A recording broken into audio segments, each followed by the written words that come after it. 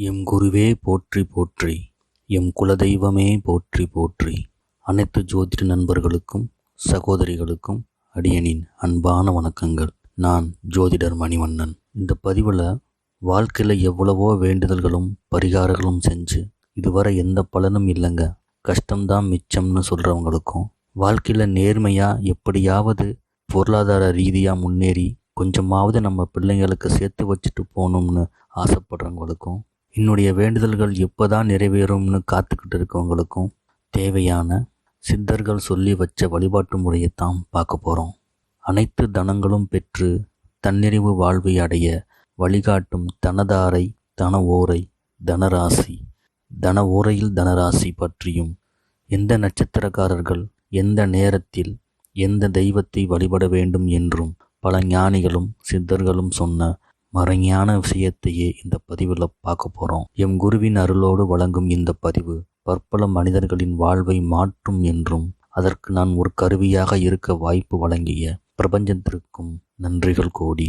இந்த பிரபஞ்சத்தில் நடக்கிற எல்லா செயல்களுக்குமே ஏதோ ஒரு காரண காரியங்கள் கண்டிப்பாக இருக்கும். இங்கே எதுவுமே தற்செயலானது அல்ல. இந்த பதிவு உங்கள் கண்ணில் பட்டதுக்கும் நீங்கள் செய்த ஏதோ ஒரு புண்ணியத்திற்கு கிடைத்த பலாபலனாக கூட இருக்கலாம். ஒரு சிலர் கவனிக்காமல் கடந்து போயிருக்கலாம். உங்களோட அன்றாட வாழ்வில் சந்தித்த மனிதர்களில் ஒரு சிலருக்கு பொருளாதாரம், வீடு, வாசல், தொழில், திருமணம் அப்படின்னு எல்லாம் ரொம்ப ஈஸியாக கிடச்சிருக்கும். ஆனால் உங்களுக்கு பல காலம் காத்திருக்க நேர்ந்திருக்கலாம், பிறகு கைகூடி இருக்கலாம். ஏன் தற்போது வரைக்கும் காத்திருப்பவர்களும் இருக்கத்தான் செய்கிறார்கள். ஏன் இந்த நிலை? எல்லாம் தனதாரையின் மகிமையே. ஏனென்றால் அவர்களும் உங்களைப் போலவே கோயில்களுக்கு சென்று பரிகாரங்களும் வேண்டுதல்களும் செய்திருக்கலாம். இருப்பினும் அவர்கள் தெரிந்தோ தெரியாமலோ அவர் பிறந்த நட்சத்திரத்திற்கு உரிய, அதாவது அவருடைய ஜென்ம நட்சத்திரத்திற்கு உரிய தனதாரையில் வரும் தன ஓரையில் ஒரு சில நிமிடங்கள் அவர்களையே அறியாமல் முழுமையான வேண்டுதல்களை மன ஒருமைப்பாட்டோடு செய்திருக்கலாம். ஆம், எவர் ஒருவர் தன் ஜென்ம நட்சத்திரத்திற்கு உரிய தனதாரையில் வரும் தன ஓரையில் தனக்குரிய தனநாதனை வழிபடுகிறார்களோ அவர்கள் பொருளாதாரத்தில் மட்டுமல்ல, ஒரு மனிதன் வாழத் தேவையான அனைத்து விஷயங்களுமே கிடைக்கப் பெறுவார்கள் என்பதே சித்தர்களின் வாக்கு. இத்தகவல்கள் ஏற்கனவே உங்களுக்கு தெரிந்திருக்கலாம். பலர் இதை பற்றி தெரிவித்திருந்தாலும் ஒரு சிலரை தவிர வேறு யாரும் முழுமையான தகவல்களை தரவில்லை என்பதே உண்மை. ஏனென்றால் ராகு பகவான் மற்றும் கேது பகவானுக்கு ஒரு நாளில் வரும் ஓரைகளில் இடமில்லை. ஆதலால் ராகு பகவான் மற்றும் கேது பகவான் ஆட்சிக்குட்பட்ட நட்சத்திரத்தில் பிறந்தவர்களுக்கு உரிய தனதாரையை கணிப்பதில் சிரமங்கள் இருந்திருக்கலாம். ஆயினும் பல வருட ஆராய்ச்சியிலும் அனுபவத்திலும் கண்டுணர்ந்த அரிய தகவல்களை இங்கு தர உள்ளோம். தவிர்க்காமல் தொடர்ந்து இப்பதிவை பார்த்து பயன்பெறுங்கள் நண்பர்களே. முதலில் ஓரை என்றால் என்ன? ஓரை என்றால் நேரம் என்று பொருள். ஒரு நாளில் சூரிய உதயத்திலிருந்து மறுநாள் சூரிய உதயம் முன்பு வரை உள்ள 24 மணி நேரத்தை 24 ஓரைகளாக பாவிக்கப்பட்டு ஒவ்வொரு ஓரைக்கும் ஒவ்வொரு கிரகங்களின் ஆதிபத்தியம் கொடுக்கப்பட்டுள்ளது. உதாரணமாக ஞாயிற்றுக்கிழமைகளில் சூரிய உதயம் சுமார் 6 மணிக்கு என்று வைத்துக்கொண்டால் அன்று முதல் 1 மணி நேரம், அதாவது காலை 6 மணி முதல் 7 மணி வரை உள்ள அன்றைய தினத்தின் அதிபதியான சூரியனின் ஓரை, அதாவது சூரிய ஓரை என்றும், அதைத் தொடர்ந்து வரும் 7 to 8 சுக்கிர ஓரை என்றும், 8 to 9 புதன் ஓரை என்றும், 9 to 10 சந்திர ஓரை என்றும், 10 to 11 சனி ஓரை என்றும், 11 to 12 குரு ஓரை என்றும், 12 to 1 செவ்வாய் ஓரை என்றும், மறுபடியும் 1 முதல் 2 வரை உள்ள 1 மணி நேரம் சூரிய ஓரை என்று தொடர்ந்து வந்து கொண்டிருக்கும். ஒரு குறிப்பிட்ட ஓரை ஒரு நாளில் அதிகபட்சமாக 3 முறை வரலாம். சரி, தாரை என்றால் என்ன? தாரை என்பதற்கு மலை என்று பல பொருட்கள் இருந்தாலும் இங்கு தாரை என்பது நட்சத்திரத்தை குறிக்கும். அதாவது 27 நட்சத்திரங்களும் பொதுவாக 27 தாரைகள் என்றே நம் முன்னோர்கள் அழைத்தனர். தனம் என்றால் பொருளாதாரம், பணத்தை மட்டும் குறிப்பதல்ல. ஒரு மனிதன் சந்தோஷமாக வாழ்வதற்கு தேவையான அனைத்துமே தனம் என்று கொள்ளலாம். உதாரணமாக பணம், வீடு, நிலம், வாகனம், புகழ், திருமணம், குழந்தைகள், உறவுகளின் அன்புகள், கடனற்ற வாழ்வு என அனைத்துமே தனங்களே. ஆக தனதாரை என்றால் ஒருவருக்கு வாழ்வதற்கு தேவையான அனைத்து தனங்களையும் வழங்கக்கூடிய நட்சத்திரம் என்று பொருள். அந்த சக்தியை இறைவன் ஒருவருடைய ஜென்ம நட்சத்திரத்திற்கு இரண்டாவதாக வரும் நட்சத்திரத்திற்கே வழங்கியுள்ளார் என்பதே ஜோதிட மறைஞானமும் சித்தர்களின் வாக்கும் கூட. தனத்தைப் போலவே கடனை வழங்கவும், விபத்தை வழங்கவும், க்ஷேமத்தை வழங்கவும், மரணத்தை வழங்கவும் என ஒவ்வொரு நட்சத்திரத்திற்கும் ஒவ்வொரு பொறுப்புகள் கொடுக்கப்பட்டிருக்கிறது.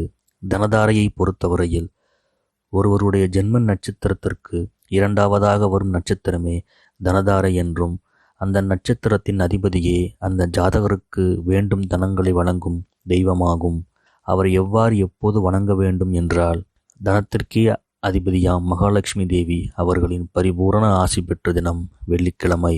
ஆகையால் ஒவ்வொரு வெள்ளிக்கிழமைகளிலும் உச்சி பொழுதுக்கு முன்பு வரும் ஓரைகளில் தங்களுடைய தனதாரையில் தங்களுடைய தனநாதனை அதிகாலையில் எழுந்து குளித்து முடித்து பூஜை அறையை அலங்கரித்து தீபமேற்றி குலவிளக்காக இருந்தால் இன்னும் சிறப்பு.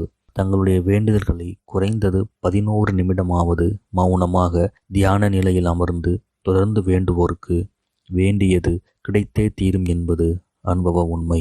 பூஜை அறை இல்லாதவர்கள் அருகில் உள்ள கோவிலுக்கு சென்று விநாயகரையோ அல்லது தங்களுக்கு பிடித்த தெய்வங்களையோ குறைந்தது 2 விளக்குகள் ஏற்றி வழிபடுவதும் 11 முறை வலம் வருவதும் சிறப்பு.